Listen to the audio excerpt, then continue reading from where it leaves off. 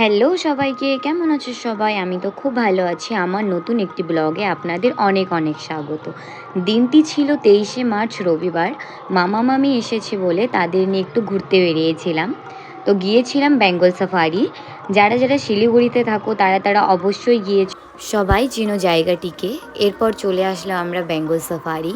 এখানে গাড়ি পার্কিংয়ের জন্য আপনাকে কিছু পে করতে হয়, আর গাড়ি পার্কিংটা এখানে অনেকটা বড়।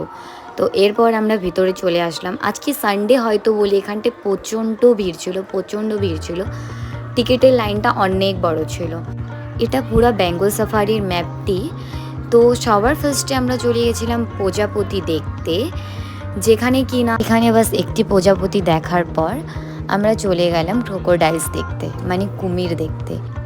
এদেরকে দেখো, বাস এদের দেখে ভয় পাওয়ার জায়গায় মানুষ হাসছে, কেননা কি এরা এরকমভাবে পড়ে আছে যেন কি না মারা গেছে। আর এরা সব থেকে বেস্ট ছিল বানর। এরা খুব খেলা দেখাচ্ছিল। আর এখানে দেখো, এটাকে কি কিউট না, এটা একটা হরিণের বাচ্চা, দেখে মনে হচ্ছে ছোট্ট একটি গরুর বাচ্চা মনে হচ্ছে, তাই না? এখানে আরও অনেক কয়টি হরিণ ছিল। দেখুন এনাকে, দেখুন ইনি কি খুঁজে যাচ্ছে জানি না। ইনি একটি বানর। এখানে অনেক রকমের বানর ছিল, যেমন কি এটার মুখ দেখুন, দেখে ভয়ই লাগছিল আমার। আর শো স্টপার হলো আমাদের এই অজগরটি, যেটা কিনা আমি দূরের থেকেই মানে বাস এনার ক্লিপ নিয়েছি 2-3টো, কেননা কি এটাকে দেখে আমার খুব ভয় লাগে। আর এটি কি পাখি এটা আমার ঠিক জানা নেই, কেউ যদি জানেন তাহলে আমাকে অবশ্যই কমেন্ট করবেন। আর এখানে অনেক রকমের বার্ড ছিল, অনেক রকমের। এখানে অনেক সুন্দর সুন্দর পাখি ছিল, যেগুলি কি খুবই কম দেখা যায়। এখানে একটি সাদা ময়ূরও ছিল, যেটা কি খুবই সুন্দর ছিল। আরও এখানে অনেক রকমের পাখি ছিল, যেমন কি এটাকে আমি ঠিক জানি না এটা কি পাখি বলা হয় এটাকে।